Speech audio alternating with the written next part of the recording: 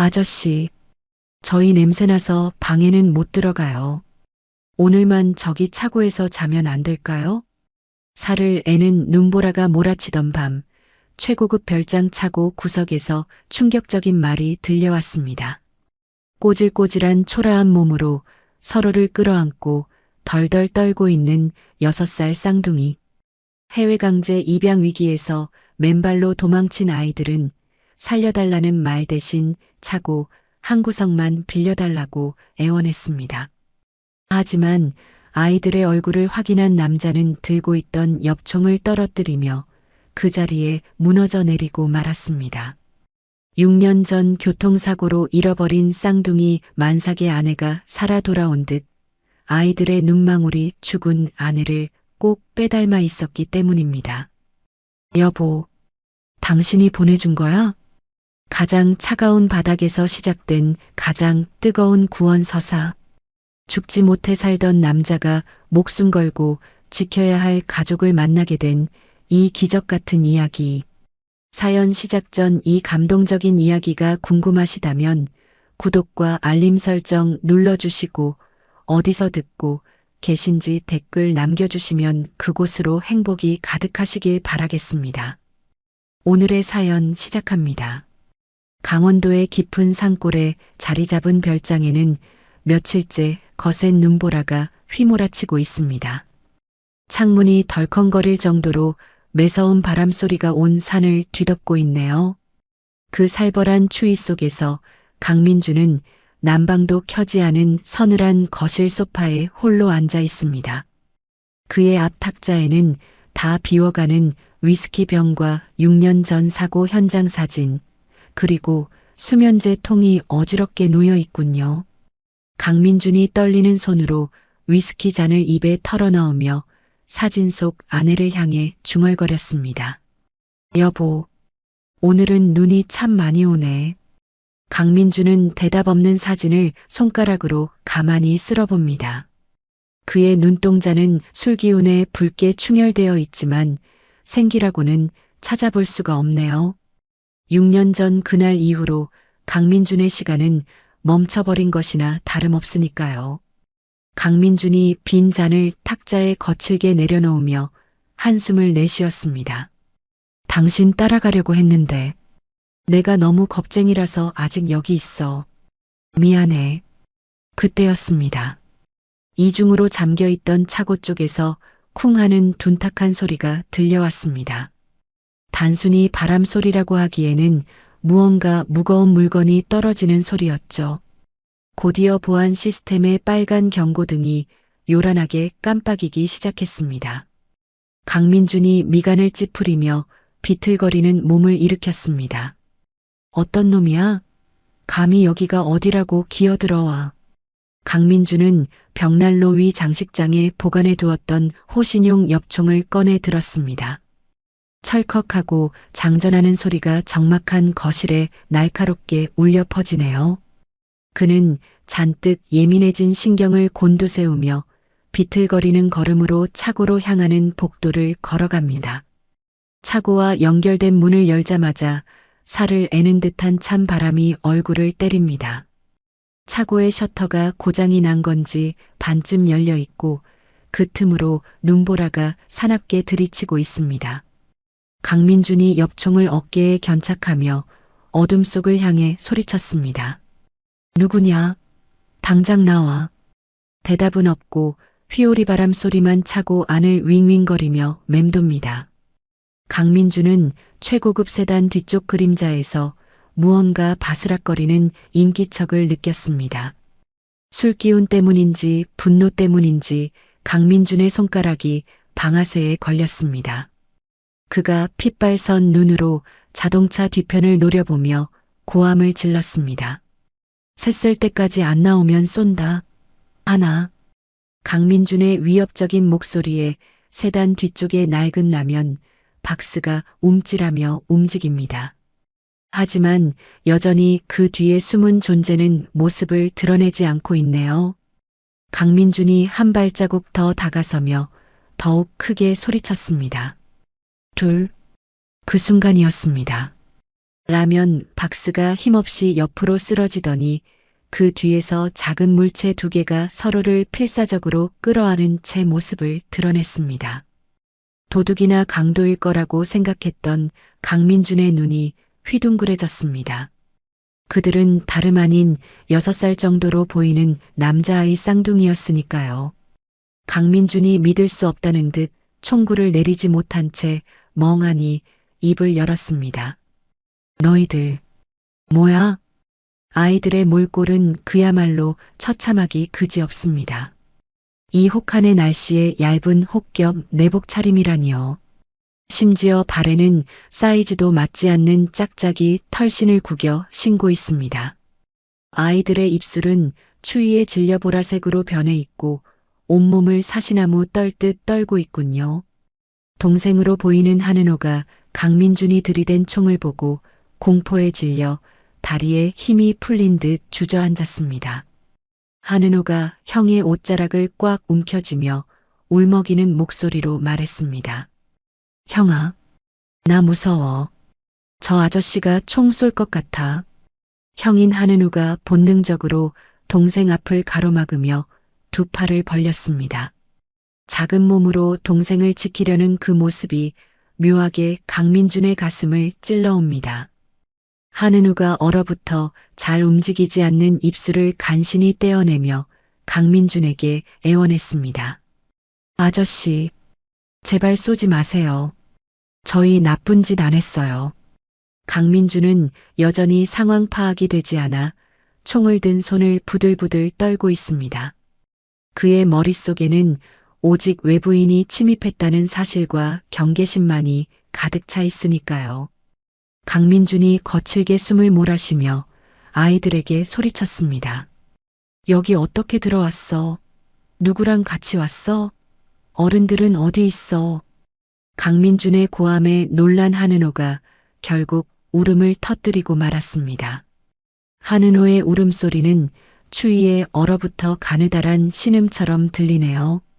한은호는 바닥에 무릎을 꿇고 동상으로 벌겋게 부르튼 손바닥을 싹싹 빌기 시작했습니다. 그 손바닥에는 찢어지고 터진 상처들이 가득합니다. 잘못했어요. 다시는 안 그럴게요.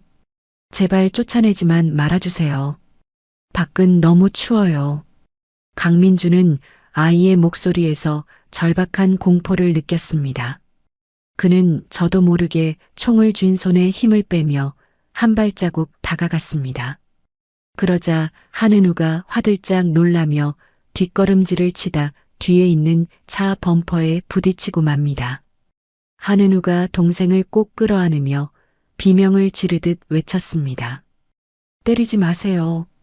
은호는 때리지 마세요. 차라리 저를 때리세요.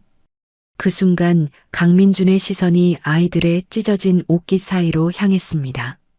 얇은 내복 사이로 드러난 아이들의 목덜미와 팔뚝에는 시퍼런 멍자국이 지도처럼 그려져 있었죠. 그것은 단순히 넘어져서 생긴 상처가 아니었습니다.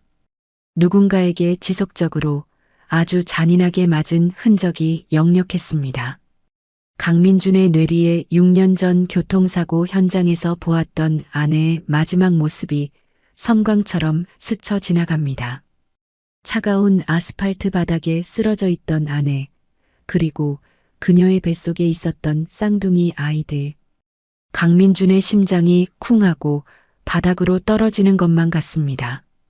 그가 들고 있던 엽총이 툭 하고 힘없이 바닥으로 떨어졌습니다. 강민준이 비틀거리는 걸음으로 아이들 코앞까지 다가갔습니다. 그의 눈에서 초점이 흔들리며 목소리가 떨려 나왔습니다. 너희들, 그 상처, 누가 그런 거냐? 한은우는 대답 대신 동생의 머리를 감싸 안으며 웅크렸습니다. 마치 세상의 모든 폭력으로부터 동생을 지켜내려는 작은 짐승처럼 보입니다. 한은호는 이미 추위와 공포로 인해 눈이 반쯤 풀린 채 덜덜 떨고만 있군요. 강민준은 더 이상 견딜 수가 없었습니다. 그는 자신이 입고 있던 두꺼운 양털 카디건을 벗어 아이들에게 덮어주었습니다. 따뜻한 온기가 닿자 한계에 다다랐던 아이들의 몸이 휘청거립니다. 강민준이 무릎을 꿇고 앉아 아이들의 차가운 어깨를 감싸 안으며 말했습니다. 괜찮다. 이제 괜찮아. 내가 해치지 않아. 강민준의 손에 닿은 아이들의 몸은 마치 얼음장처럼 차갑기 그지없습니다. 하지만 그 차가운 몸 안에서 가늘게 뛰고 있는 심장 박동이 강민준의 손바닥으로 전해져 옵니다. 그 박동은 6년 동안 죽은 듯이 멈춰있던 강민준의 심장을 다시 뛰게 만들고 있네요. 한은호가 강민준의 카디건 속으로 파고들며 가늘게 속삭였습니다. 따뜻해요. 형아, 이제 안 추워. 한은호도 긴장이 풀린 듯 강민준의 품에 머리를 기대며 안도의 한숨을 내쉬었습니다. 강민준은 자신의 품에 안긴 두 아이를 내려다보며 묘한 감정에 휩싸입니다. 이 아이들이 어디서 왔는지, 왜 이런 몰골을 하고 있는지 아직은 아무것도 모릅니다. 하지만 강민준은 본능적으로 알 수 있었습니다. 오늘 밤 이 작은 불청객들이 자신의 인생을 송두리째 바꿔놓을 것이라는 사실을 말이죠. 강민준이 아이들을 안은 팔에 조금 더 힘을 주며 나지막이 중얼거렸습니다. 일단 들어가자. 여긴 너무 추워. 강민준은 엽총을 차고 구석으로 발로 밀어버리고는 아이들을 부축해 일으켰습니다. 밖에서는 여전히 매서운 눈보라가 차고 안으로 들이치고 있었지만 세 사람이 붙어 있는 그 공간만큼은 묘한 온기가 감돌기 시작했습니다. 강민준은 아이들을 욕실로 데려와 따뜻한 물을 틀었습니다. 욕조에 김이 모락모락 피어오르자 얼어있던 욕실 공기가 금세 훈훈해지네요. 하지만 강민준의 표정은 점점 더 일그러지고 있습니다. 아이들의 꼬질꼬질한 내복을 벗겨내자 그 안에 감춰져 있던 끔찍한 진실이 적나라하게 드러났기 때문이죠. 하얀 거품 위로 드러난 아이들의 등과 팔다리는 성한 곳이 한 군데도 없습니다. 특히 형인 한은우의 어깨에는 담뱃불로 지진 듯한 동그란 화상 자국이 선명하게 남아있군요. 강민준이 떨리는 손으로 아이의 어깨를 조심스럽게 어루만지며 물었습니다. 이거 담배 자국 아니냐? 세상에. 어떤 미친놈이 애 몸에다가 이런 짓을 해? 한은우가 따가운지 몸을 움찔거리며 기어들어가는 목소리로 대답했습니다. 제가 말 안 들어서 원장님이 훈육하신 거예요. 제가 잘못해서 그런 거예요, 아저씨. 강민준은 아이의 대답에 억장이 무너지는 것 같습니다. 훈육이라는 명목으로 가해진 명백한 고문이니까요. 옆에 있던 한은호가 형의 등 뒤로 숨으며 울먹였습니다. 아니야, 형아. 형아가 내 밥 챙겨주려다가 걸려서 그런 거잖아. 원장님이 밥 훔치면 나쁜 어린이라고 짖으신 거잖아. 강민준이 주먹을 꽉 쥐자 손마디가 하얗게 질렸습니다. 그는 끓어오르는 분노를 간신히 억누르며 부드러운 목소리로 아이들을 달랬습니다. 그래, 많이 아팠지? 아저씨가 약 발라줄게. 따뜻한 물에 들어가 있으렴. 목욕을 마친 아이들은 강민준이 내어준 커다란 수건을 두르고 거실 소파에 앉았습니다. 강민준은 주방에서 급하게 데운 인스턴트 양송이 수프와 식빵을 접시에 담아왔습니다. 고소한 냄새가 거실에 퍼지자 아이들의 눈이 휘둥그레지며 꿀꺽하고 침 넘어가는 소리가 들리네요. 강민준이 쟁반을 탁자에 내려놓으며 말했습니다. 배고프지? 뜨거우니까 천천히 불어서 먹어라. 빵은 수프에 찍어 먹으면 더 맛있어. 말이 떨어지기가 무섭게 한은호가 빵을 집어 들려다 멈칫합니다. 그러고는 눈치를 보며 형을 쳐다보네요. 한은우가 고개를 끄덕이자 그제야 빵을 집어 입으로 가져갑니다. 그런데 형인 한은우는 자신의 몫인 빵을 떼어 동생의 수프 그릇에 넣어주고 있군요. 자신도 배가 고파 손을 떨면서도 동생을 먼저 챙기는 모습입니다. 한은우가 빵 조각을 호호 불어 동생 입에 넣어주며 말했습니다. 은우야, 많이 먹어. 이거 먹으면 배 안 아플 거야. 천천히 먹어 체한다. 형아도 먹어. 형아 어제부터 아무것도 못 먹었잖아. 형아는 괜찮아. 너 많이 먹고 얼른 나아야지. 강민주는 그 모습을 보며 코끝이 찡해져 고개를 돌렸습니다. 고작 6살짜리 꼬마가 어미새처럼 동생을 거두는 모습이 기특하면서도 가슴이 미어집니다. 강민준이 헛기침을 하며 아이들에게 물었습니다. 너희들, 아까 원장님이라고 했지? 어디서 왔어? 집이 어디야? 한은우가 수저를 내려놓고 강민준을 똑바로 쳐다보며 또렷하게 대답했습니다. 희망고아원이요. 저 산 너머에 있어요. 희망고아원이라니 이름 한번 역설적입니다. 강민준이 미간을 찌푸리며 다시 물었습니다. 거기서 도망친 거야? 왜? 원장이 때려서? 한은우가 입술을 꾹 깨물더니 결심한 듯 입을 열었습니다.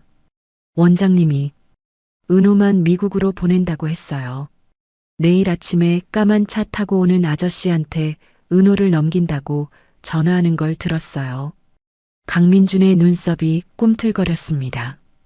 단순한 학대가 아니라 불법 입양, 아니 인신매매 정황이 포착된 겁니다. 한은우가 강민준의 옷자락을 잡고 애원하듯 말을 이었습니다. 은호는 몸이 약해서 국내에서는 입양이 안 된대요. 그래서 외국으로 보내버린다고 했어요. 우리는 쌍둥이인데 떨어지기 싫어요, 아저씨. 잡혀가면 은호는 다시 못 봐요. 한은호가 울상을 지으며 형의 팔을 꼭 끌어안았습니다. 나 형아랑 살 거야. 미국 가기 싫어. 원장님 무서워. 강민주는 치밀어 오르는 화를 참지 못하고 자리에서 벌떡 일어났습니다. 그는 창가로 걸어가 거친 숨을 몰아쉬며 밖을 내다보았습니다. 눈보라는 여전히 거세게 몰아치고 있지만 강민준의 마음속에는 더 큰 폭풍이 일고 있네요. 돈 때문에 애들을 팔아먹어? 그것도 형제를 찢어놔? 인간 같지도 않은 새끼들. 강민주는 아이들이 불안해하지 않도록 억지 미소를 지으며 다시 자리에 앉았습니다. 그리고 아이들의 머리를 쓰다듬으며 단호하게 말했습니다. 걱정 마라. 아무데도 안 보내. 오늘 밤은 여기서 푹 자. 아저씨가 지켜줄게. 아이들은 배가 부르고 몸이 따뜻해지자 금세 꾸벅꾸벅 졸기 시작했습니다. 강민주는 아이들을 안방 침대에 눕히고 두꺼운 이불을 꼼꼼히 덮어주었습니다. 잠든 아이들의 얼굴은 천사처럼 평온해 보이지만 미간에는 여전히 두려움이 남아있군요. 강민주는 금고를 열어 아까 사용했던 엽총을 깊숙한 곳에 넣고 잠갔습니다. 혹시라도 아이들이 깨서 총을 보고 놀라거나 자신이 분노를 참지 못하고 총을 들고 나가는 일을 막기 위해서였죠. 한편 그 시각산 너머 희망고아원 원장실은 난장판이 되어 있습니다. 책상은 엎어져 있고 서류 뭉치들이 바닥에 어지럽게 흩어져 있네요.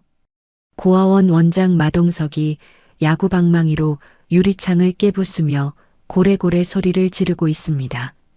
이 쥐새끼 같은 것들이 감히 도망을 쳐? 내 돈이 얼마짜린데. 마동석의 얼굴은 분노로 붉게 달아올라 터질 것만 같습니다. 그때 책상 위에 놓인 전화기가 요란하게 울려댑니다. 마동석이 거칠게 수화기를 집어들고 소리쳤습니다. 여보세요. 아, 브로커 김씨. 나야, 나 원장. 수화기 너머로 날카로운 남자의 목소리가 들려옵니다. 마 원장님, 내일 아침 8시인 거 아시죠? 이번 건 위약금 센 거 아시죠? 물건 준비 안 되면 우리 거래 끝입니다. 마동석이 식은땀을 흘리며 비굴하게 웃음을 흘렸습니다. 아이고, 걱정 마십시오. 잠깐 애들이 숨바꼭질하느라 안 보이는 거지. 금방 찾습니다. 내일 아침까지 딱 포장해 놓을 테니까 오시기만 하면 됩니다. 네, 들어가십시오. 전화를 끄는 마동석이 전화기를 바닥에 내동댕이 치며 욕설을 퍼부었습니다. 아오, 이 망할 놈의 새끼들. 잡히기만 해봐라. 다리 몽둥이를 분질러 놓을 테니까. 마동석은 씩씩거리며 핸드폰을 꺼내 어디론가 전화를 걸었습니다. 신호가 몇 번 가기도 전에 상대방이 전화를 받자 마동석이 음흉한 목소리로 말했습니다. 박순경. 나야마 원장. 자네 지금 순찰차 어디 있나? 급한 일이 좀 생겼는데 말이야. 고아원 애새끼 둘이 탈출을 했어. 이 날씨에 얼어 죽으면 자네 관할에서 시체 나오는 거야. 귀찮아지기 전에 빨리 처리해야지. 전화기 너머에서 긍정적인 대답이 들려오자 마동석의 입가에 비열한 미소가 번집니다. 그래, 고맙네. 사례는 섭섭지 않게 챙겨줄 테니까 지금 당장 애들 발자국 좀 쫓아봐. 이 산골에 숨을 데가 뻔하잖아. 저기 서울에서 왔다는 재벌 나부랭이 별장 있지? 거기로 튀었을 확률이 100%야. 마동석은 전화를 끊고 직원들을 향해 손짓했습니다. 몽둥이랑 랜턴 챙겨. 오늘 밤 안에 못 찾으면 니들도 다 죽는 거야. 당장 튀어나가. 다시 강민준의 별장 서재입니다. 강민준은 노트북을 켜고 희망 고아원을 검색하고 있습니다. 화면에는 아이들의 꿈을 키워주는 사랑의 보금자리라는 문구와 함께 마동석이 아이들을 안고 인자하게 웃고 있는 사진이 대문짝만하게 걸려 있네요. 강민준이 기가 차다는 듯 헛웃음을 터뜨리며 모니터를 노려보았습니다. 사랑의 보금자리. 웃기고 자빠졌네. 악마 소굴이 따로 없구만. 강민준은 노트북을 덮고 아이들이 자고 있는 안방으로 살금살금 들어갔습니다. 스탠드 불빛 아래서 잠든 쌍둥이의 얼굴을 보고 있으니 6년 전 떠나보낸 아내와 아이들이 겹쳐 보입니다. 만약 그 아이들이 태어났다면 딱 이만했을 텐데요. 강민준이 한은호의 이마에 맺힌 식은땀을 손수건으로 닦아주며 나지막이 속삭였습니다. 미안하다. 어른들이 못나서 너희를 지옥에 살게 했구나. 내일 아침에 해가 뜨면 경찰에 신고하고 너희를 구해줄게. 조금만 참아. 강민준은 침대 옆 의자에 앉아 밤새 아이들의 곁을 지켰습니다. 밖에서는 눈보라가 조금 잦아드는가 싶더니 어느덧 창밖이 푸르스름하게 밝아오기 시작했죠. 그때였습니다. 고요하던 별장의 정적을 깨고 멀리서 자동차 엔진 소리가 들려왔습니다. 한 대가 아닙니다. 여러 대의 차량이 거친 눈길을 뚫고 별장 쪽으로 올라오는 소리입니다. 강민준이 반사적으로 창가로 다가가 커튼을 살짝 젖혔습니다. 별장 입구의 철문 앞에 낡은 승합차와 경찰차 한 대가 멈춰 서는 게 보이네요. 승합차 문이 열리고 험상궂은 표정의 마동석과 손에 몽둥이를 든 남자들이 우르르 내립니다. 경찰차에서는 제복을 입은 박순경이 내려 마동석과 악수를 하고 있군요. 강민준의 눈빛이 매섭게 빛났습니다. 왔구나. 이 짐승 같은 놈들. 강민준은 자고 있는 아이들을 한번 돌아보고는 결연한 표정으로 방문을 닫고 거실로 나갔습니다. 이제 피할 수 없는 전쟁이 시작되려 하고 있습니다.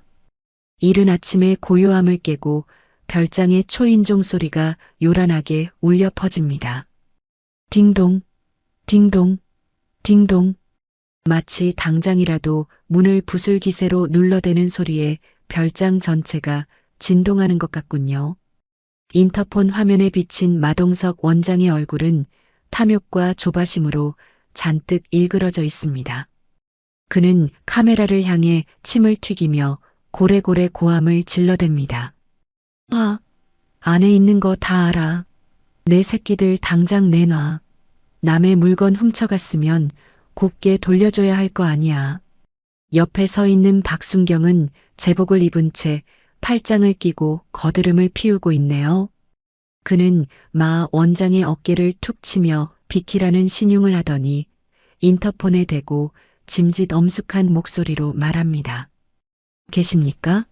저 관할 파출소 박순경입니다. 지금 아동 유괴 신고가 접수돼서 확인차 나왔습니다. 문 좀 열어주시죠. 거실 소파에 앉아있던 아이들은 마 원장의 목소리를 듣자마자 사색이 되었습니다. 한은우가 비명을 지르며 식탁 밑으로 기어 들어갑니다. 한은우도 덜덜 떨며 동생을 따라 들어가 입을 틀어막네요.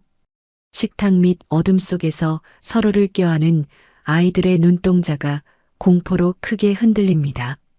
한은우가 동생의 귀를 막아주며 울먹이는 목소리로 속삭였습니다. 쉿! 은호야, 소리 내지 마. 원장님이 우리 잡으러 왔어.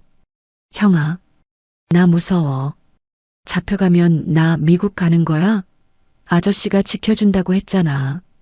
강민주는 공포에 질린 아이들을 보며 치가 떨리는 분노를 느꼈습니다. 경찰까지 대동하고 와서 유괴범 취급을 하다니 적반하장도 유분수지 말입니다. 강민주는 현관 옆에 세워둔 골프 가방에서 드라이버를 꺼내 들었습니다. 묵직한 골프채 그립을 꽉 쥐자 손등에 핏줄이 불끈 솟아오릅니다. 마음 같아서는 금고에 있는 엽총을 꺼내고 싶지만 경찰이 있는 상황에서 총을 들었다가는 정말로 범죄자가 될 수 있으니까요. 강민준이 골프채를 등 뒤로 숨기고 인터폰 수화기를 들었습니다. 그의 목소리는 차갑게 가라앉아 있습니다. 당신들 뭐야? 영장 있어? 영장 없으면 당장 내 집 앞에서 꺼져. 인터폰 너머로 박순경의 비릿한 웃음소리가 들려옵니다. 아따, 선생님. 말씀이 너무 거치시네. 유괴 현행범으로 체포되기 싫으면 좋게 말할 때 여십시오. 우리는 신고받고 출동한 공무원입니다. 공무원. 마 원장이 박순경의 마이크를 뺏어들고 씩씩거리며 소리쳤습니다. 아, 재벌이고 나발이고 내 돈. 아니, 내 애들 내놓으라고. 안 열면 이거 다 때려 부수고 들어간다. 강민준이 콧방귀를 뀌며 대꾸했습니다. 부수기만 해봐. 주거 침입에 기물 파손으로 콩밥 먹여줄 테니까. 그리고 경찰 양반, 당신 이름이랑 소속 똑바로 대. 나중에 옷 벗을 준비나 하고 있어.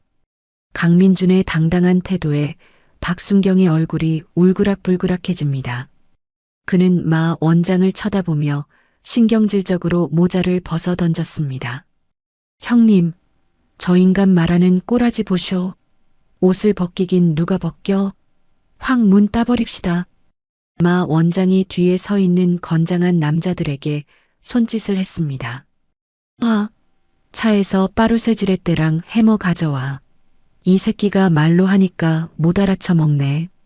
밖에서 웅성거리는 소리와 함께 쇠붙이가 부딪히는 살벌한 소음이 들려옵니다. 강민주는 상황이 심각해졌음을 직감했습니다. 그는 서둘러 거실벽에 붙은 비상 보안 시스템 버튼을 눌렀습니다. 철제 셔터가 내려와 창문을 막아주길 기대하면서요. 하지만 버튼을 아무리 눌러도 반응이 없습니다. 그 순간 거실의 전등이 파바박 튀는 소리를 내며 꺼져버렸습니다. 동시에 윙윙 돌아가던 보일러 소리도 뚝 끊겨버렸네요. 별장 안은 순식간에 정적과 어둠에 휩싸였습니다. 밖에서 마 원장의 비열한 웃음소리가 들려옵니다. 하하, 어떠냐? 전기 끊기니까 꼼짝 못하겠지? 이 산골에서 전기도 없이 어디 한번 버텨봐라. 얼어 죽기 싫으면 기어나와. 난방이 멈추자 별장의 온도가 급격히 떨어지기 시작합니다. 입김이 하얗게 나올 정도로 차가운 공기가 바닥을 타고 흐르네요. 식탁 밑에 숨어있던 한은호가 추위에 몸을 떨며 기침을 콜록거립니다. 강민주는 서둘러 식탁 밑으로 들어가 아이들을 끌어안았습니다. 괜찮아. 괜찮아. 아저씨가 여기 있어. 강민주는 아이들을 안심시킨 뒤 주머니에서 스마트폰을 꺼냈습니다. 하지만 산속 깊은 곳이라 그런지 통신 신호가 한 칸밖에 잡히지 않습니다. 설상가상으로 배터리는 15%를 가리키며 빨간 불이 들어와 있군요. 어젯밤 충전하는 것을 깜빡한 자신이 원망스럽습니다. 강민주는 신호가 조금이라도 잘 잡히는 창가 구석으로 이동했습니다. 창문 밖에는 마동석 일당이 도끼와 망치를 들고 현관문을 내리찍고 있습니다. 쾅! 쾅! 문을 때리는 굉음이 들릴 때마다 별장 전체가 지진 난 듯 울립니다. 강민주는 떨리는 손으로 단축번호 1번을 꾹 눌렀습니다. 신호음이 한참을 가더니 다급한 목소리가 들려옵니다. 네, 회장님, 김 실장입니다. 아침부터 무슨 일이십니까? 강민준이 숨을 몰아쉬며 낮지만 다급한 목소리로 지시했습니다. 김 실장, 잘 들어. 지금 당장 내 개인 법무팀이랑 보안팀 전원 소집해. 헬기든 뭐든 띄워서 강원도 별장으로 보내. 전화기 너머 김 실장이 당황한 듯 말을 더듬습니다. 네, 갑자기 보안팀이라니요? 무슨 사고라도 나신 겁니까? 질문하지 말고 시키는 대로 해. 깡패 같은 놈들이 내 집을 포위하고 있어. 경찰까지 한패야. 지금 당장 오라고 해. 하지만 김 실장의 대답은 절망적입니다. 회장님, 지금 강원도 쪽에 기록적인 폭설이라 헬기는 못 뜹니다. 차량으로 이동해도 눈길이라 최소 4시간 반은 걸립니다. 도로가 다 막혔어요. 강민준이 입술을 피가 나도록 깨물었습니다. 4시간 반. 그 시간 동안 전기와 난방도 없이 저 미쳐 날뛰는 놈들을 상대로 아이들을 지켜야 합니다. 강민준이 창밖을 힐끔 쳐다보며 소리쳤습니다. 알았어. 어떻게든 뚫고 와. 1분이라도 빨리 와야 해.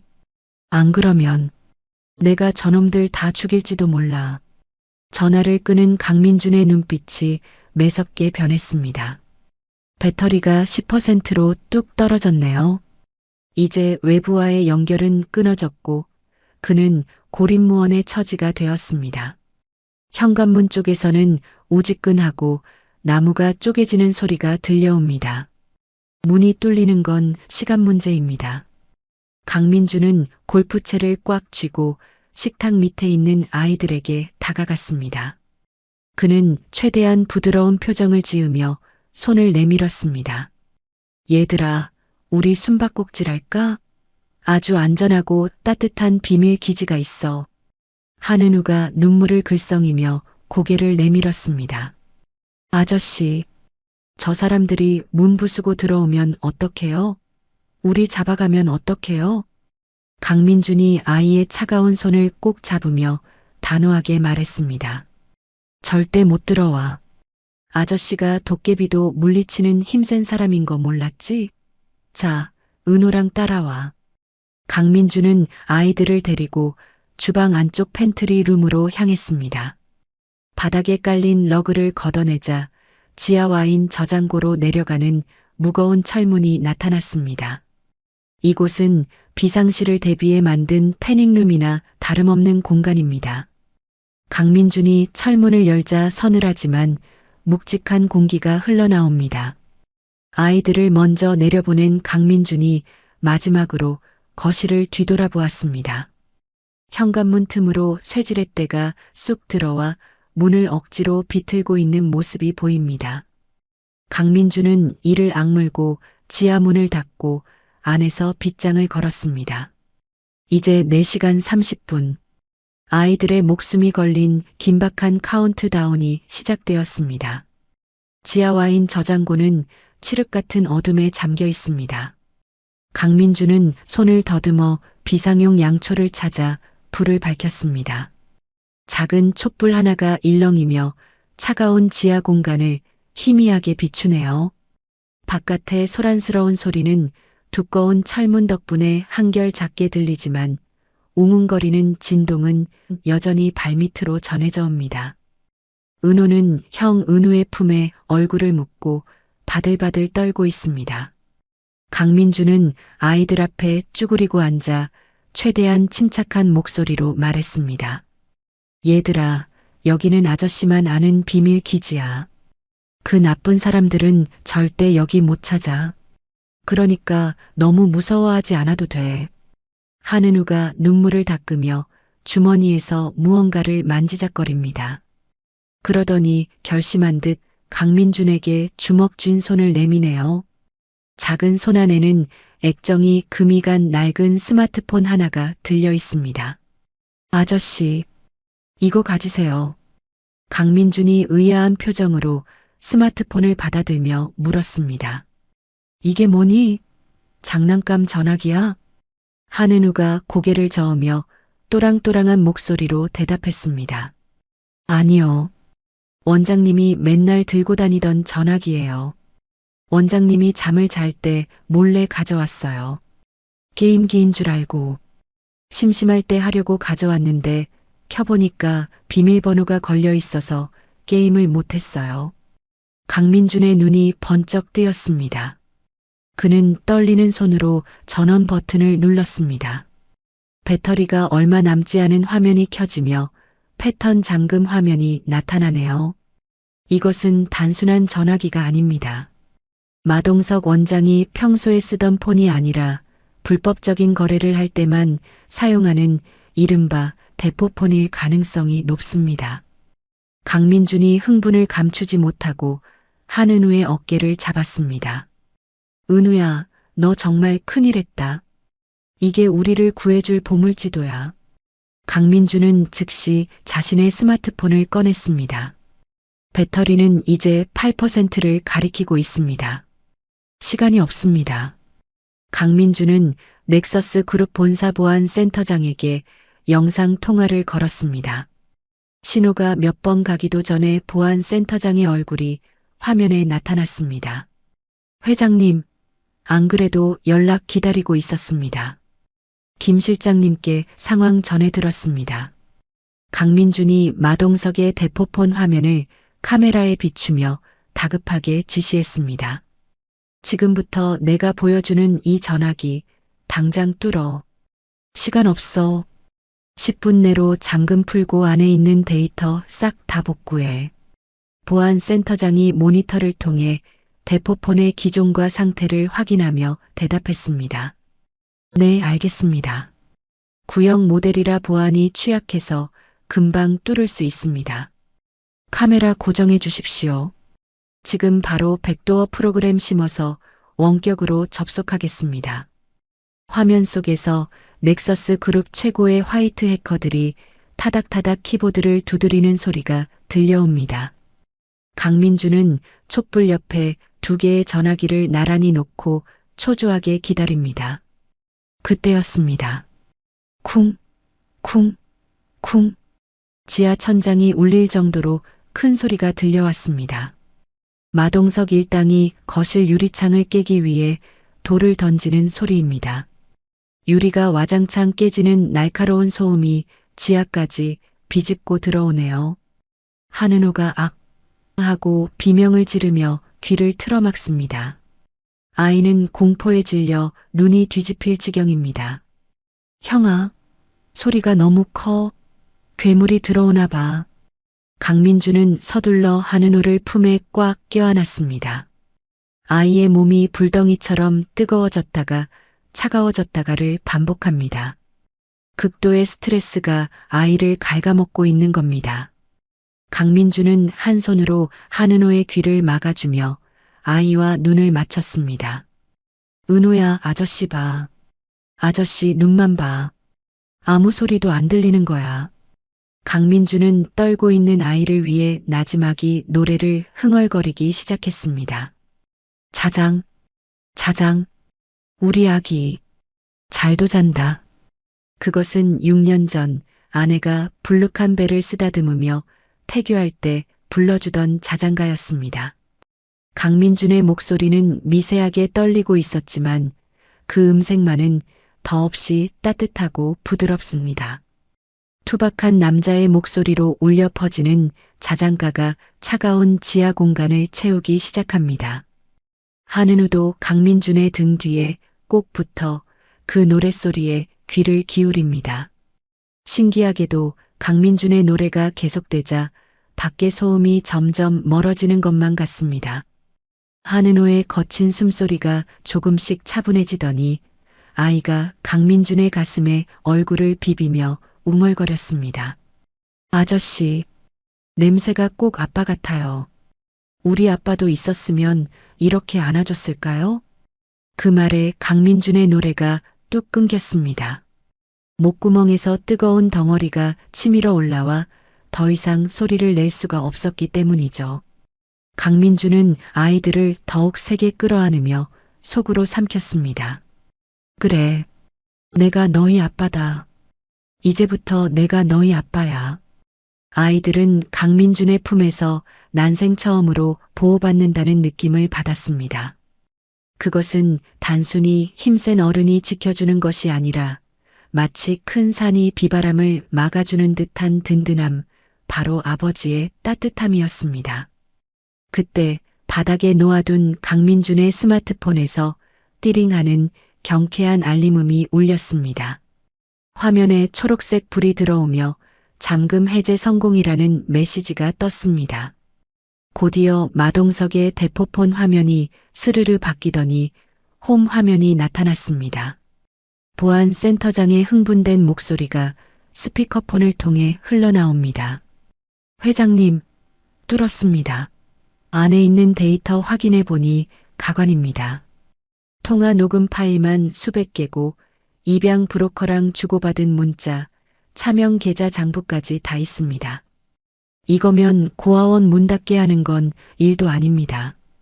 강민준이 대포폰을 집어들고 떨리는 손으로 녹음 파일 하나를 재생했습니다.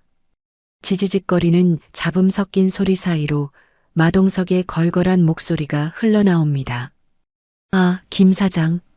이번에 넘길 물건 아이은 상태가 좀 안 좋아. 폐병쟁이라서 싸게 넘길게. 장기만 꺼내 쓰고 버리든 알아서 해. 녹음 내용을 듣는 순간 강민준의 눈에서 살기가 뿜어져 나왔습니다. 사람이, 아니 악마가 아니고서야 아이를 두고 이런 말을 할 수는 없습니다. 옆에서 듣고 있던 한은우가 입술을 파르르 떨며 주먹을 쥐었습니다.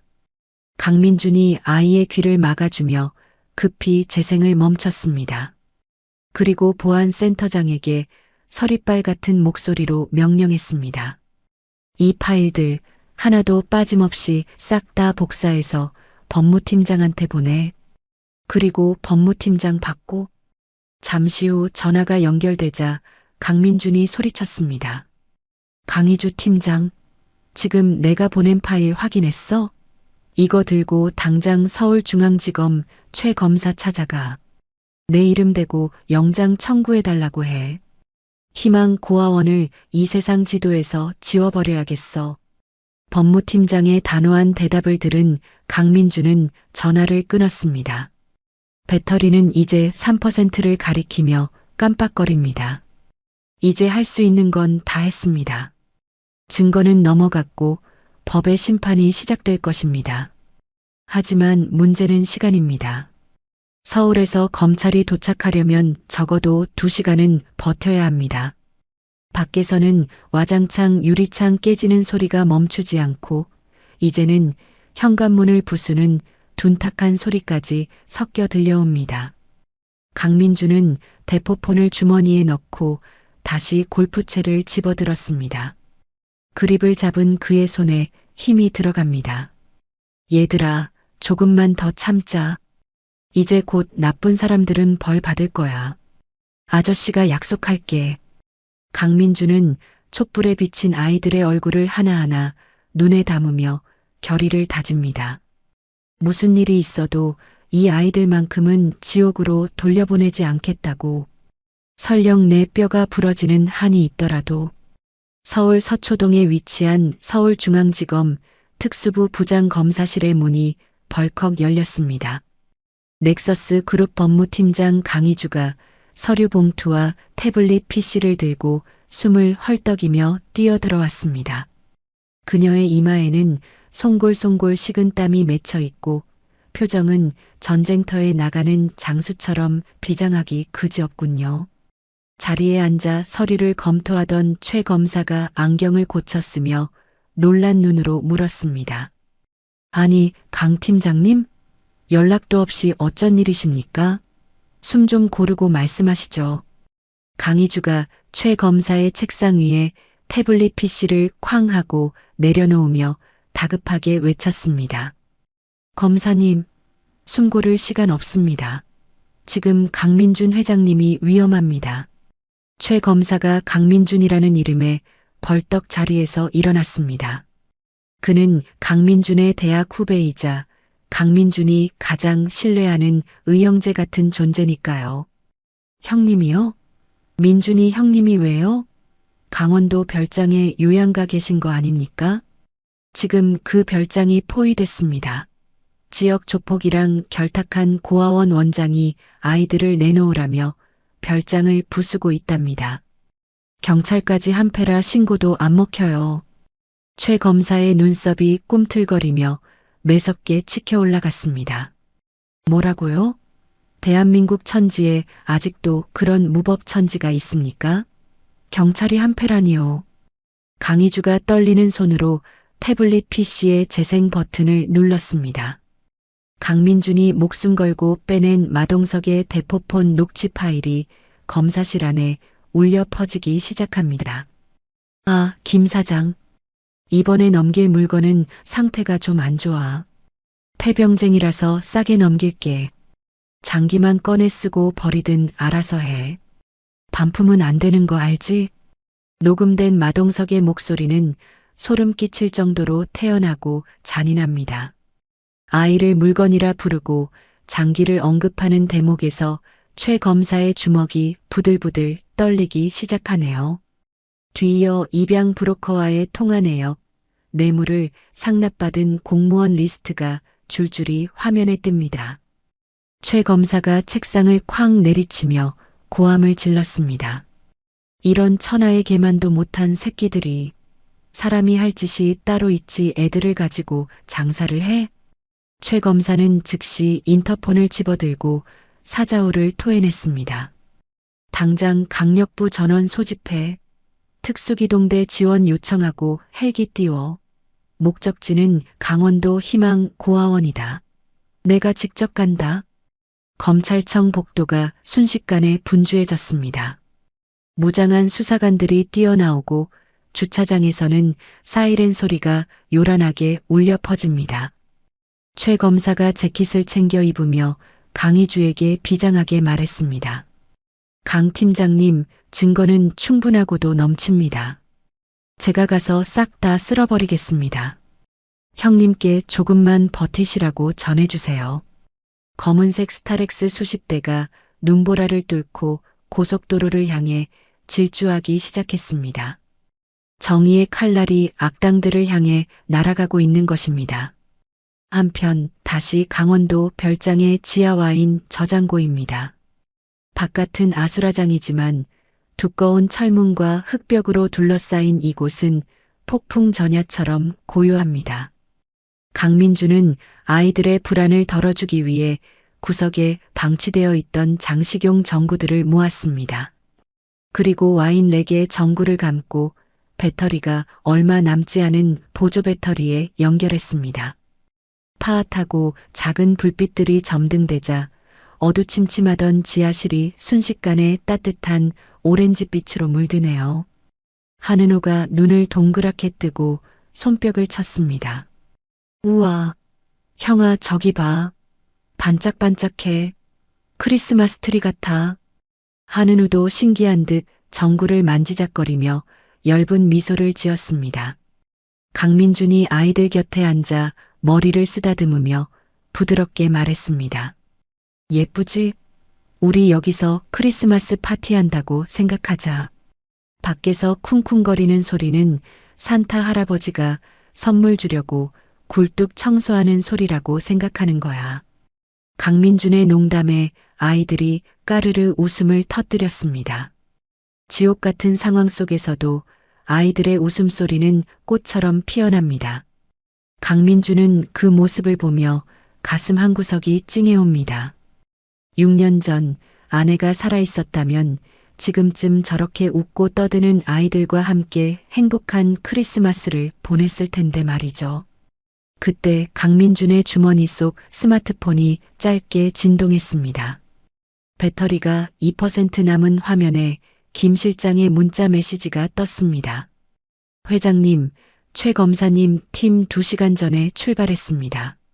눈길이라 도착까지 1시간 30분 예상됩니다. 제발 그때까지 밖으로 나오시면 안 됩니다. 1시간 30분. 짧다면 짧고 길다면 긴 시간입니다. 강민주는 휴대폰을 주머니에 넣으며 아이들을 꼭 끌어안았습니다. 지하실의 온도는 난방 차단으로 인해 급격히 떨어지고 있어 아이들의 입김이 하얗게 뿜어져 나옵니다.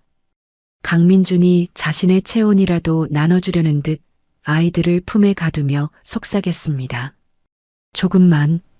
조금만 더 참자. 아빠 친구들이 오고 있대. 아주 힘센 경찰 아저씨들이 와서 나쁜 놈들 다 혼내줄 거야. 하지만 별장 밖의 상황은 점점 더 최악으로 치닫고 있습니다. 마동석 원장은 추위 속에 떨면서 시계를 보다가 인내심이 바닥난 듯 땅에 가래침을 퇴뱉었습니다. 아오, 이 독한 놈들. 안 나오고 버틴다 이거지? 얼어 죽어도 상관없다 이거냐? 옆에 서 있던 박순경이 손을 비비며 덜덜 떨리는 목소리로 말했습니다. 형님, 그냥 문 따고 들어가는 게 낫지 않을까요? 날씨가 너무 추워서 우리 애들이 먼저 얼어 죽겠어요. 마동석이 박순경의 뒤통수를 퍽 소리나게 때리며 소리쳤습니다. 이 멍청한 놈아. 저 문이 방탄문인지 뭔지 끄떡도 안 하잖아. 전기톱 날도 다 나갔어. 마동석의 눈빛이 광기에 차번들거립니다. 그는 트럭 짐칸에 실려있던 거대한 공사용 오암마슬레지 해머를 가리키며 부하들에게 소리쳤습니다. 아, 저거 가져와. 문이 안 열리면 창문을 다 깨버려. 바람 구멍을 숭숭 내주라고. 박순경이 기겁하며 마동석의 팔을 잡고 말렸습니다. 형님, 그건 너무 위험합니다.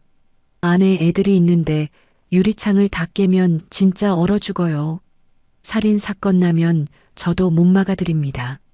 마동석이 박순경을 거칠게 밀쳐내며 코웃음을 쳤습니다. 걱정 마. 추우면 알아서 기어 나오게 되어 있어. 쥐새끼들 훈련할 때 연기 피우는 거랑 똑같은 거야. 아, 뭐해? 다 깨부수라니까. 마동석의 지시가 떨어지자 건장한 남자들이 오한말을 들고 별장 거실 창문 앞으로 다가갔습니다. 우람한 근육질의 남자가 해머를 높이 치켜들었다가 온 힘을 다해 유리창을 내리쳤습니다. 쾅!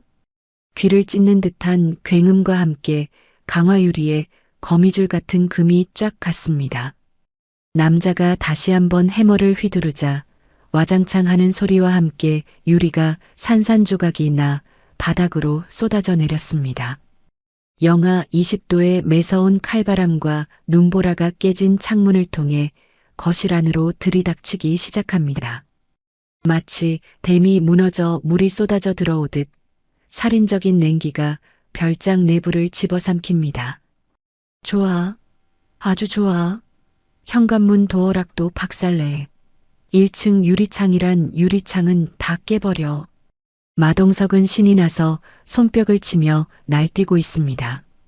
쿵, 쾅, 쨍그랑. 별장 곳곳에서 유리가 깨지고 문이 부서지는 소리가 연달아 들려옵니다. 그 소리는 지하실에 있는 강민준과 아이들에게도 선명하게 전달되었습니다. 지하실 문틈으로 매캐한 흙먼지와 함께 서늘한 냉기가 스며들기 시작하네요. 한은호가 기침을 콜록거리며 강민준의 옷자락을 잡았습니다. 아저씨, 너무 추워요. 발이 아파요. 강민준은 아이의 발을 만져보고 소스라치게 놀랐습니다. 이미 얼음장처럼 차가워진 아이의 발은 감각이 없는 듯합니다. 강민준이 이를 악물고 아이들을 담요로 꽁꽁 싸맸습니다. 젠장, 놈들이 집을 냉동 창고로 만들 작정이구나. 밖에서는 마동석 일당이 부서진 현관문을 발로 차고 들어오는 소리가 들립니다. 뚜벅뚜벅 군홧발 소리가 거실 바닥을 울리며 지하실 쪽으로 다가오고 있습니다. 이제 이곳도 안전지대가 아닙니다. 강민주는 마지막 남은 촛불을 끄고 어둠 속에서 골프채를 움켜쥐었습니다. 그의 눈빛이 어둠 속에서 맹수처럼 번뜩였습니다. 마동석과 그 일당들이 1층 거실을 휘젓고 다니는 소리가 천둥처럼 지하실을 울립니다. 와장창 깨진 유리창 파편을 군홧발로 짓밟으며 놈들은 사냥감 몰이를 하듯 소파와 가구를 때려 부수고 있네요.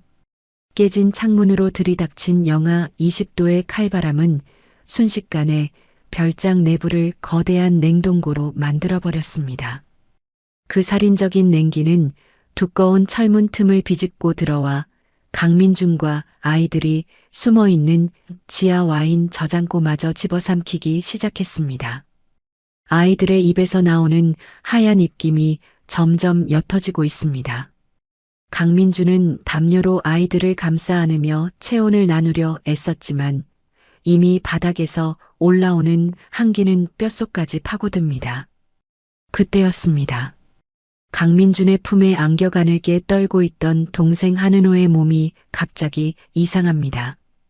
방금 전까지 사시나무 떨듯 하던 떨림이 뚝 멈추더니 아이의 몸이 축 늘어지기 시작한 겁니다. 강민준이 황급히 한은호의 얼굴을 살폈습니다. 아이의 입술과 손톱이 잉크를 칠한 듯 파랗게 변해 있고 눈동자는 초점을 잃은 채 위로 돌아가 있습니다. 강민준이 소스라치게 놀라 아이의 볼을 두드렸습니다. 은호야, 은호야, 정신 차려. 하지만 한은호는 대답이 없습니다. 가슴에 귀를 대보니 심장 박동이 너무나 미약하고 불규칙하게 뛰고 있습니다. 숨을 쉴 때마다 쌕쌕거리는 거친 소리가 나더니 이내 그 소리마저 끊어질 듯 위태롭습니다. 단순한 추위 때문이 아닙니다. 오랜 영양실조로 약해진 몸이 급격한 기온 저하를 견디지 못하고 저체온증 쇼크를 일으킨 것입니다. 옆에 있던 형 한은우가 동생의 차가운 손을 잡고 울음을 터뜨렸습니다. 형아, 은호 왜 이래? 은호 몸이 얼음 같아. 은호야, 죽지 마. 눈 좀 떠봐. 강민준의 손이 덜덜 떨립니다. 그는 떨리는 손으로 서울대학교 병원 소아과 주치의에게 전화를 걸었습니다. 신호가 몇 번 가기도 전에 의사가 전화를 받았습니다. 여보세요? 강 회장님? 강민준이 다급하게 아이의 증상을 설명했습니다. 선생님, 애가 숨을 잘 못 쉽니다. 입술이 파랗고 의식이 없어요. 몸이 불덩이 같았다가 지금은 얼음장입니다. 수학이 넘어 의사의 목소리가 심각하게 굳어집니다. 회장님, 청색증입니다. 저체온증으로 인한 쇼크예요. 당장 체온을 높이고 산소를 공급하지 않으면 30분 내로 심정지가 옵니다. 빨리 병원으로 옮기셔야 해요. 1분 1초가 급합니다. 전화가 끊어지고 강민준은 멍하니 휴대폰을 내려다보았습니다. 30분. 검찰이 도착하려면 아직 40분은 더 있어야 합니다. 여기서 구조대를 기다리면 아이는 확실히 죽습니다. 하지만 밖으로 나가면 마동석 일당이 득실거립니다. 진퇴양난, 그야말로 절체절명의 순간입니다. 강민준은 파랗게 질린 한은호의 얼굴을 보며 입술을 피가 나도록 깨물었습니다. 6년 전 아내와 아이를 잃었을 때의 그 끔찍한 무력감이 다시금 그를 덮쳐옵니다. 하지만 이번에는 다릅니다. 그때는 아무것도 할 수 없었지만 지금은 할 수 있습니다. 강민준이 벌떡 일어났습니다. 은우야, 아저씨 믿지? 아저씨 등 꽉 잡아. 우리 은우 살리러 가자. 강민준은 쓰러진 한은우를 업고 그리고 한 손에는 골프채를, 다른 한 손에는 은우의 손을 꽉 잡았습니다. 그의 눈빛에는 비장함을 넘어선 살기가 감돕니다. 내 새끼를 살리기 위해서라면 악마와도 싸우겠다는 아비의 눈빛입니다. 강민준이 지하실의 철문을 발로 차고 나갔습니다. 거실로 올라오자마자 살을 애는 칼바람이 얼굴을 때립니다. 깨진 창문 사이로 눈보라가 휘몰아치고 거실 바닥은 유리 조각과 부서진 가구들로 난장판이 되어 있군요. 마동석과 박순경, 그리고 쇠파이프를 든 깡패 3명이 거실 한가운데서 서성이다가 강민준을 발견했습니다. 마동석이 누런 이빨을 드러내며 비릿하게 웃었습니다. 어이구, 드디어 나오셨네. 꺼봐, 춥다니까. 진작 나올 것이지. 강민준은 대답할 가치도 없다는 듯 소리쳤습니다. 비켜. 애가 죽어가. 병원부터 가야 해. 강민준이 한은우를 업은 채 현관 쪽으로 뛰어가려 하자 깡패들이 앞을 가로막았습니다. 마동석이 야구방망이를 손바닥에 탁탁 치며 강민준의 앞을 막아섰습니다. 어딜 급하게 가시나? 계산은 하고 가셔야지. 남의 물건 흠집 내놓고 그냥 가려고? 강민준의 눈에서 불꽃이 튀었습니다. 이 미친 새끼야. 애가 숨을 안 쉰다고. 비키란 말이야. 죽든 말든 내 알 바 아니고. 일단 애들부터 내놔. 내 물건 내가 챙기겠다는데 당신이 무슨 상관이야? 마동석이 손짓하자 깡패들이 강민준을 에워쌌습니다. 박순경은 주머니에서 수갑을 꺼내며 거들먹거렸습니다. 강민준 씨, 아동 유괴 및 감금 혐의로 현행범 체포합니다. 순순히 오시죠. 강민준은 박순경을 향해 침을 뱉으며 소리쳤습니다. 당신이 경찰이야? 눈이 있으면 애 상태를 봐. 사람이 죽어가는데 체포가 먼저야? 박순경이 얼굴을 찌푸리며 강민준의 팔을 낚아챘습니다. 말이 많네. 서해 가서 떠드시지. 박순경이 억지로 수갑을 채우려 하자 강민준이 온 힘을 다해 그를 밀쳐냈습니다. 박순경이 하고 뒤로 넘어지자 대기하고 있던 깡패들이 일제히 강민준에게 달려들었습니다. 강민준은 한은우를 보호하기 위해 등을 웅크린 채 골프채를 휘둘렀습니다. 오지 마. 내 새끼 건드리지 마. 하지만 건장한 장정셋을 상대하기에는 역부족이었습니다. 퍽! 하는 소리와 함께 깡패의 쇠파이프가 강민준의 옆구리를 가격했습니다. 강민준이 고통에 신음하며 무릎을 꿇었습니다. 그 와중에도 그는 등 뒤에 엎인 은호가 다칠까봐 바닥에 손을 짚고 버텼습니다. 깡패들이 쓰러진 강민준을 발로 짓밟기 시작했습니다. 이 새끼가 돌았나? 어디서 골프채를 휘둘러. 무자비한 발길질이 강민준의 얼굴과 배로 쏟아집니다. 강민준의 입가에서 붉은 피가 터져나와 하얀 눈바닥을 적십니다. 그때였습니다.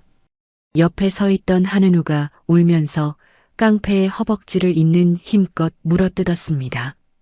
우리 아저씨 때리지 마. 나쁜 놈들아. 저리 가. 아, 이 조그만 새끼가. 깡패가 비명을 지르며 한은우를 발로 걷어찼습니다. 작은 몸이 공처럼 날아가 눈밭에 처박힙니다. 강민준이 피투성이가 된 얼굴을 들고 절규했습니다. 은우야, 안 돼. 건드리지 마. 제발 애들은 건드리지 마. 마동석이 쓰러진 강민준의 머리채를 잡고 들어 올렸습니다.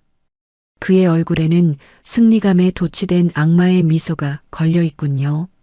재벌 회장님이라더니 별거 없구만. 맷집은 좋네.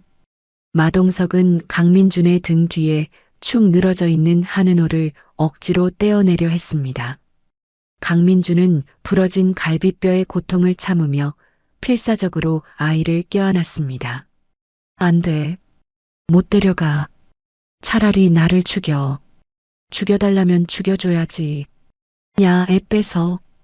이 돈 많은 새끼는 반쯤 죽여놓고 깡패들이 다시 강민준을 덮치려던 그 순간이었습니다.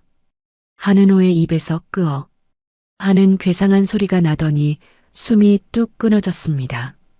강민준의 심장이 멎는 것 같습니다. 은호야, 안 돼. 숨 쉬어. 제발 숨 쉬어. 강민준이 절망에 빠져 오열하는 순간 마동석이 비웃으며 말했습니다. 거봐, 내가 폐병쟁이라고 했잖아. 죽으면 산에다 묻지 뭐. 그 악마 같은 말이 끝남과 동시에 별장 밖 어둠을 찢어발기는 강력한 소리가 들려왔습니다. 위잉, 위잉. 고막을 찢을 듯한 사이렌 소리가 산 전체를 뒤흔듭니다. 그리고 눈부신 서치라이트 불빛 수십 개가 동시에 켜지며 거실 창문을 강타했습니다. 갑작스런 빛에 마동석과 깡패들이 눈을 가리며 주춤합니다. 뭐야? 무슨 일이야? 마동석이 당황하여 뒷걸음질 치는 사이 와장창 깨진 현관문과 창문을 통해 검은색 특수복을 입은 사람들이 파도처럼 밀려들어옵니다.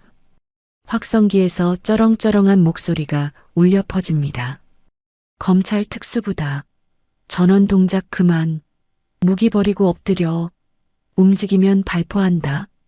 바닥에 쓰러져 피를 흘리던 강민준은 흐릿해지는 의식 속에서 그 불빛을 보았습니다.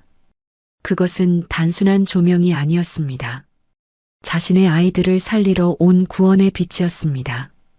강민준이 피 묻은 입술을 달싹이며 작게 속삭였습니다. 왔구나. 다행이다. 은호야, 이제 살았다. 강민준은 그대로 의식을 잃고 바닥으로 쓰러졌습니다. 하지만 쓰러지는 그 순간까지도 그의 팔은 한은호를 놓지 않고 꼭 끌어안고 있네요. 거실 창문과 현관을 박살내고 들이닥친 검은색 제복의 무리들이 순식간에 별장을 장악했습니다. 눈이 부시도록 강력한 서치라이트 불빛이 마동석과 깡패들을 비추자 놈들은 눈을 뜨지 못하고 뒷걸음질 칩니다. 확성기에서 다시 한번 쩌렁쩌렁한 고함이 터져나왔습니다. 검찰 특수부다. 무기 버리고 당장 바닥에 엎드려. 반항하면 공무집행 방해로 즉시 체포한다. 상황 파악이 안 된 박순경이 눈을 개슴츠레 뜨고 앞으로 나섰습니다. 그는 아직도 사태의 심각성을 모르는 듯 주머니에서 경찰 신분증을 꺼내 흔들며 소리쳤습니다. 어이, 당신들 뭐야? 나 여기 관할 파출소 박 경장이야. 어디서 감히 작전 구역을 침범해? 상부에 보고는 하고 온 거야? 그 순간 선두에 있던 특수수사관이 박순경의 팔을 낚아채더니 그대로 바닥에 엎어치기를 해버렸습니다. 쿵 하는 소리와 함께 박순경이 비명을 지르며 바닥에 처박혔습니다. 아, 내 팔. 이거 안 나? 내가 누군지 알아? 수사관이 박순경의 등 뒤로 팔을 꺾어 수갑을 채우며 차갑게 의조렸습니다. 알지, 아주 잘 알지. 아동학대 방조 및 뇌물수수 혐의 피의자 박철수. 당신 지금부터 경찰 아니고 범죄자야. 묵비권 행사할 수 있고 변호사 선임할 수 있다. 뭐라? 뇌물? 이거 모함이야. 증거 있어? 박순경이 발버둥 쳤지만 건장한 수사관들에게 제압당해 질질 끌려나갔습니다. 마동석은 그 광경을 보고 사색이 되어 뒷문으로 도망치려 했습니다. 하지만 이미 뒷문에도 무장한 대원들이 총구를 겨누고 대기하고 있었죠.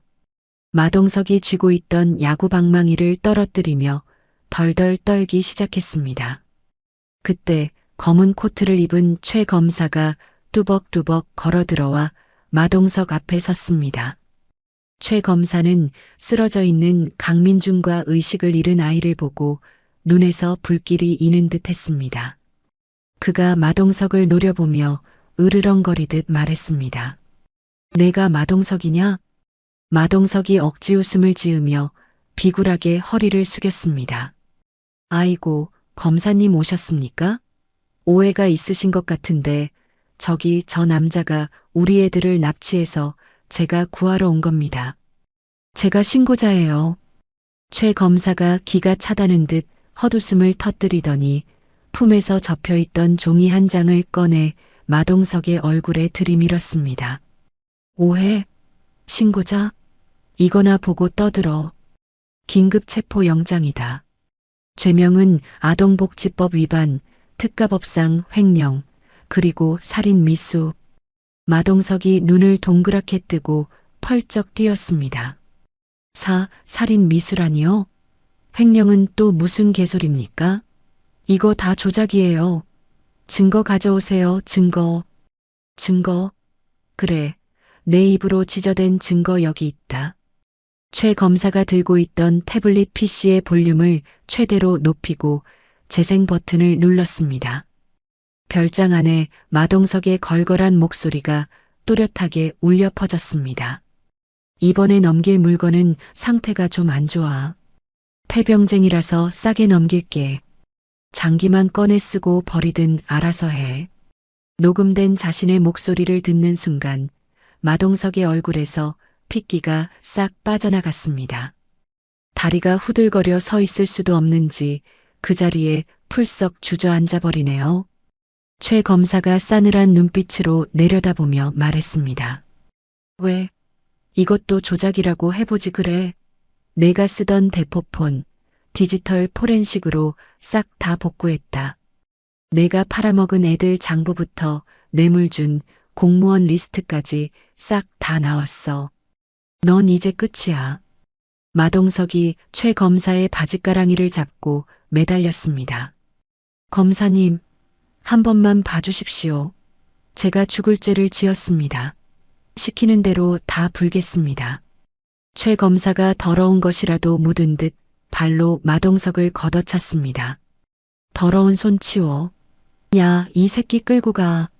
제일 튼튼한 수갑 채워서 호송차에 처박아. 수사관들이 달려들어 마동석의 양손에 은팔찌를 채웠습니다. 천하무적처럼 날뛰던 악당의 최우치고는 너무나 초라하고 비참한 모습이군요. 상황이 정리되자 최 검사는 급히 강민준 쪽으로 달려갔습니다. 강민준은 피투성이가 된 얼굴로 간신히 정신을 차리고 있었습니다.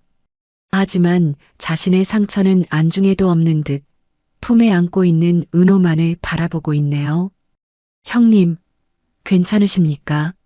정신 차리세요. 강민준이 최 검사의 옷자락을 움켜쥐며 갈라진 목소리로 절규했습니다. 나는 됐어. 애부터, 은호부터 살려. 애가 숨을 안 쉬어. 최 검사가 뒤를 돌아보며 목이 터져라 소리쳤습니다. 의료팀 뭐해? 당장 들어와. 애가 위급해. 대기하고 있던 넥서스 의료원소와 응급팀이 들것과 산소통을 들고 뛰어들어왔습니다. 의사가 한은호의 상태를 살피더니 다급하게 지시를 내립니다. 심박수 저하, 산소 포화도 60% 미만, 기도 확보해. 엠부백수동 인공호흡기 가져와.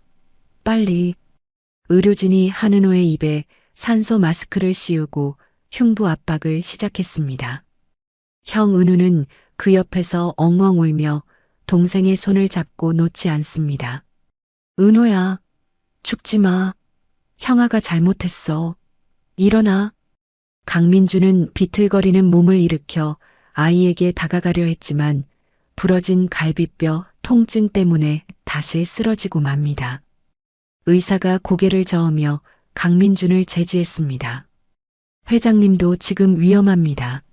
출혈이 심해요. 같이 이송해야 합니다. 아니야. 난 괜찮아. 은호 먼저 태워. 제발. 강민준의 고집에 의사도 어쩔 수 없다는 듯 한은호를 먼저 들것에 실어 구급차로 뛰었습니다. 강민준은 최 검사의 부축을 받아 비틀거리며 그 뒤를 따랐습니다. 은우도 민준의 손을 꼭 잡고 구급차에 올라탔습니다. 구급차 문이 닫히자마자 차가 굉음을 내며 눈길을 질주하기 시작했습니다. 차 안은 긴박함이 감돕니다. 의사가 땀을 뻘뻘 흘리며 한은호의 가슴을 압박하고 있습니다.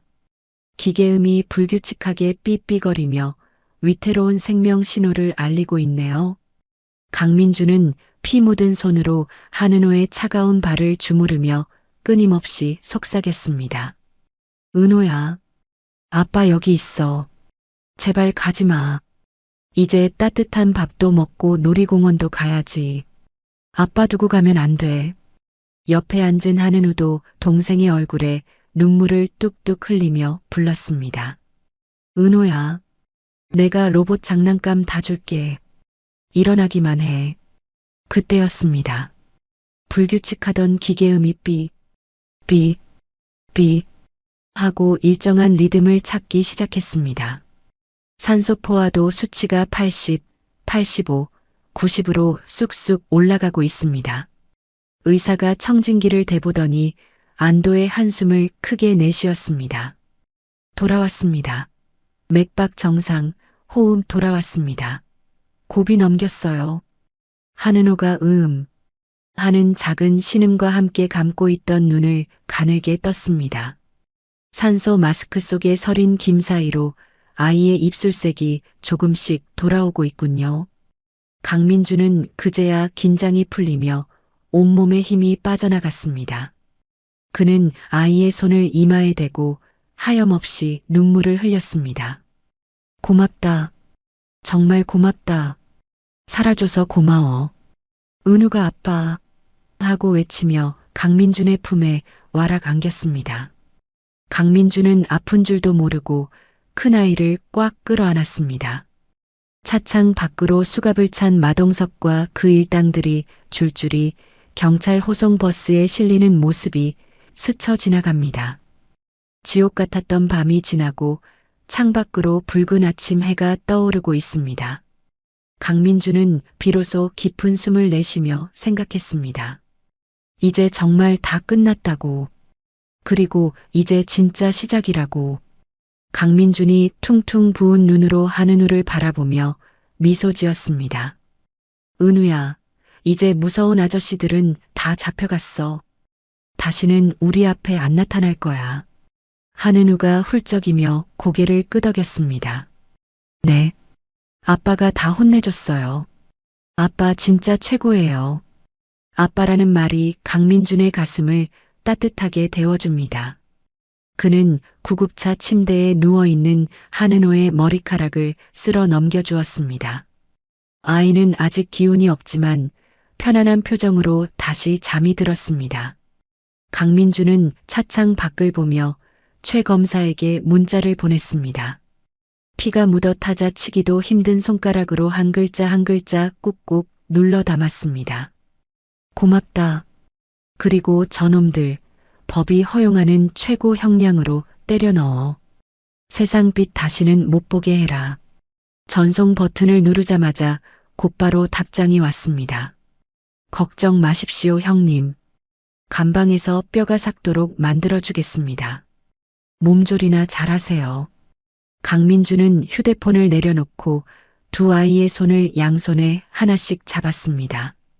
구급차는 눈 쌓인 강원도 산길을 벗어나 넓은 도로를 향해 시원하게 달리고 있습니다.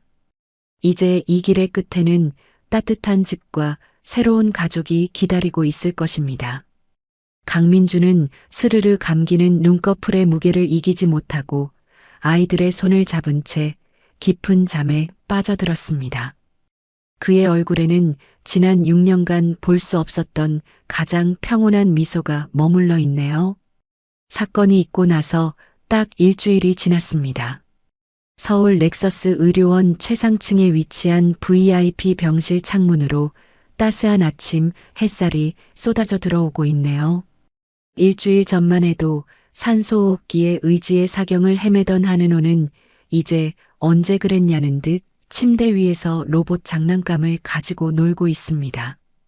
혈색이 돌아온 아이의 볼이 찐빵처럼 통통하게 올라와 있군요. 옆 침대에서는 한은우가 동화책을 읽어주며 형 노릇을 톡톡히 하고 있습니다. 평화롭기 그지없는 풍경입니다. 병실 벽면에 걸린 대형 TV에서는 뉴스 속보가 흘러나오고 있습니다. 다음 뉴스입니다. 강원도 희망고아원 원장마 모 씨와 결탁한 비리 공무원 일당이 전원 구속 기소되었습니다. 검찰은 마 씨에게 아동학대 및 살인미수, 인신매매 등의 혐의를 적용해 법정 최고형을 구형할 방침이라고 밝혔습니다. 뉴스 화면에 포승줄에 묶여 고개를 푹 숙인 마동석의 모습이 나옵니다. 천하무적 악당인 척 날뛰던 모습은 온데간데 없고 초라한 죄수복 차림이네요. 한은우가 TV를 보더니 씩 웃으며 동생에게 말했습니다. 은호야, 저거 봐. 원장님 이제 감옥 가서 콩밥 먹는데 다시는 우리 못 괴롭혀. 한은호가 로봇을 번쩍 들어올리며 대답했습니다. 쌤통이다. 우리 아빠가 지구용사보다 더 세니까 꼼짝도 못하는 거야. 그때 병실 문이 부드럽게 열리며 강민준이 들어왔습니다. 덥수룩하던 수염을 말끔하게 깎고 몸에 딱 맞는 네이비색 정장을 차려입은 모습이 아주 근사하군요. 지난 6년간의 은둔 생활을 끝내고 대한민국 재계 서열 1위 넥서스 그룹 회장의 위엄을 되찾은 모습입니다. 하지만 아이들을 바라보는 눈빛만은 한없이 다정합니다. 강민준의 손에는 법원에서 갓 발급받은 따끈따끈한 서류 봉투가 들려 있습니다. 아이들이 아빠 하고 외치며 침대에서 내려와 강민준의 다리에 매달렸습니다. 아빠, 오늘 퇴원하는 거 맞죠? 우리 이제 집에 가는 거죠? 강민준이 허리를 숙여 두 아이를 번쩍 안아 올렸습니다. 갈비뼈 부상 때문에 아직 욱신거릴 텐데도 아이들의 무게가 전혀 무겁지 않은 듯 활짝 웃고 있네요. 그래. 의사 선생님이 이제 튼튼해졌다고 집에 가도 된대.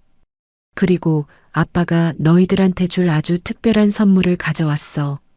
강민주는 아이들을 소파에 앉히고 서류 봉투에서 종이 한 장을 꺼내 펼쳐 보였습니다. 그것은 바로 주민등록 등본과 가족관계 증명서였습니다. 강민준이 손가락으로 이름 하나하나를 짚어주며 설명했습니다. 자, 여기 봐봐. 이제 너희 이름은 한은우, 한은우가 아니야. 여기 뭐라고 쓰여 있어? 글을 읽을 줄 아는 한은우가 눈을 크게 뜨고 또박또박 읽어 내려갔습니다. 세대주 강민준, 자녀 강은우, 강은호. 한은우가 믿기지 않는다는 듯 입을 틀어막고 강민준을 올려다보았습니다. 아빠, 우리 진짜 강씨 된 거예요? 이제 진짜 아빠 아들 된 거예요? 강민준이 아이의 머리를 쓰다듬으며 고개를 끄덕였습니다. 그럼 법적으로도 심적으로도 너희는 내 아들이야. 누구도 너희를 데려갈 수 없고 너희도 도망칠 필요 없어. 우린 이제 한 가족이니까. 옆에서 듣고 있던 강은호가 눈물을 글썽이며 물었습니다. 그럼 이제 고아원 안 가도 되는 거죠? 아빠랑 평생 같이 사는 거죠? 당연하지. 아빠가 껌딱지처럼 딱 붙어서 안 떨어질 거야. 귀찮다고 도망가면 안 된다? 강은호가 와락 강민준의 목을 끌어안으며 엉엉 울음을 터뜨렸습니다. 으앙, 안 도망가요. 아빠 사랑해요. 평생 아빠랑 살 거예요. 강은우도 덩달아 눈시울을 붉히며 강민준의 품에 안겼습니다. 세 사람은 서로의 체온을 느끼며 한참을 그렇게 안고 있었습니다. 병실 안은 가족의 탄생을 축복하듯 따스한 햇살로 가득 찼습니다. 퇴원 수속을 마치고 1층 로비로 내려오자 입구에는 수많은 취재진이 진을 치고 있었습니다. 강민준 회장의 복귀 소식과 드라마 같은 입양 스토리를 취재하기 위해 몰려든 것이죠. 카메라 플래시가 번쩍거리고 기자들이 마이크를 들이밀며 아우성입니다. 회장님, 경영 복귀하신다는 게 사실입니까? 아이들을 직접 구조하셨다는데 심경 한 말씀 부탁드립니다. 고아원 비리 척결에 앞장서시겠다고 하셨는데 구체적인 계획이 있으십니까? 강민주는 아이들이 놀라지 않게 재킷으로 얼굴을 감싸 안고 미리 대기시켜둔 경호원들의 호의를 받으며 빠르게 이동했습니다. 건장한 경호원들이 인간 벽을 만들어 기자들의 접근을 막아섰습니다. 강민주는 쏟아지는 질문에 일절 대답하지 않고 오직 아이들의 안전만을 챙기며 대기하고 있던 리무진에 올랐습니다. 차 문이 닫히고 나서야 놀란 아이들이 고개를 빼꼼 내밀었습니다. 아빠, 저 사람들 다 뭐예요? 아빠 되게 유명한 사람인가 봐요. 강은호가 신기한 듯 눈을 반짝이며 물었습니다. 강민준이 땀을 닦으며 쑥스러운 듯 웃었습니다. 아빠가 좀 인기가 많아. 근데 저 사람들보다 아빠는 너희들한테 인기 있는 게 더 좋아. 운전석에 앉은 김 실장이 백미러를 보며 흐뭇하게 미소 지었습니다. 회장님, 어디로 모실까요? 바로 자택으로 가시겠습니까? 강민준이 잠시 생각에 잠기더니 나지막이 대답했습니다. 아니, 집에 가기 전에 들러야 할 곳이 있어. 양평 추모공원으로 가자. 차가 부드럽게 출발하여 서울을 빠져나갔습니다. 1시간 정도 달리자 차는 조용한 산 중턱에 위치한 추모공원에 도착했습니다. 이곳은 6년 전 세상을 떠난 강민준의 아내가 잠들어 있는 곳입니다. 봄 기운이 완연한 공원에는 노란 개나리와 벚꽃이 만개해 있네요. 강민준은 아이들의 손을 잡고 익숙한 걸음으로 언덕을 올라갔습니다. 아내의 묘비 앞에는 따뜻한 봄바람이 불어오고 있습니다. 강민준은 미리 준비한 하얀 프리지어 꽃다발을 묘비 앞에 내려놓았습니다. 프리지어는 아내가 생전에 가장 좋아하던 꽃이었습니다. 강민준이 무릎을 꿇고 묘비에 새겨진 아내의 사진을 어루만지며 말했습니다. 여보, 나왔어. 너무 늦게 와서 미안해. 강민준의 목소리가 미세하게 떨렸습니다. 그는 6년 동안 죄책감 때문에 이곳을 찾지 못했었죠. 하지만 오늘은 다릅니다. 그는 당당하게 고개를 들고 옆에 서 있는 아이들을 아내에게 보여주었습니다. 나 혼자 온 거 아니야. 당신이 보내준 선물들. 내가 데리고 왔어. 강민준이 아이들에게 손짓했습니다. 얘들아, 인사드려. 엄마야. 너희를 나한테 보내주신 분이야. 강은우와 강은호가 쭈뼛거리며 묘비 앞으로 다가왔습니다. 사진 속에서 환하게 웃고 있는 여자의 얼굴이 왠지 낯설지가 않습니다. 강은우가 고사리 같은 두 손을 모으고 꾸벅 인사를 했습니다. 엄마, 안녕하세요. 저는 강은우예요. 아빠가 엄마 얘기 많이 해줬어요. 하늘나라에서 저희 지켜주셔서 감사합니다. 강은우도 형을 따라 배꼽 인사를 하며 씩씩하게 말했습니다. 엄마, 저 이제 하나도 안 아파요.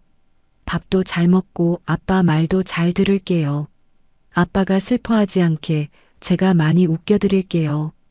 아이들의 순수한 인사에 강민준의 눈시울이 붉어졌습니다. 마치 묘비 속의 아내가 잘했어. 여보라고 말하며 웃어주는 것만 같습니다. 불어오는 바람결에 프리지어 향기가 실려와 세 사람을 감싸 안습니다. 강민준은 자리에서 일어나 아이들의 손을 꽉 잡았습니다. 그의 손을 통해 아이들의 온기가 전해져 오자 가슴 속에 응어리져 있던 마지막 슬픔이 눈 녹듯 사라지는 기분입니다. 강민준이 하늘을 올려다보며 독백했습니다. 여보, 걱정 마. 나 이제 도망치지 않고 잘 살아볼게. 당신이랑 그리고 세상의 빛을 보지 못하고 간 우리 아기들 목까지 이 아이들 사랑하면서 치열하게 행복해질게.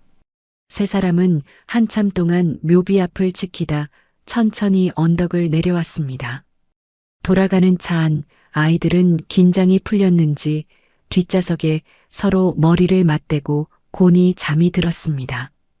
강민주는 룸미러로 아이들의 자는 얼굴을 확인하고는 조용히 김 실장에게 말을 걸었습니다. 김 실장. 네, 회장님. 재단 설립 서류 내일 바로 가져와. 이름은 넥서스 희망재단으로 하자. 김 실장이 놀란 듯 눈을 크게 떴습니다. 재단이요? 어떤 목적의 재단을 생각하고 계십니까? 강민준이 잠든 아이들을 힐끔 쳐다보며 단호하게 말했습니다. 제2의 은우가 나오지 않게 해야지. 돈이 없어서, 힘이 없어서 보호받지 못하는 아이들. 내가 다 찾아낼 거야. 고아원 전수조사부터 시작해. 시스템을 싹 다 뜯어 고칠 거야. 김 실장의 얼굴에 존경심이 어린 미소가 번졌습니다.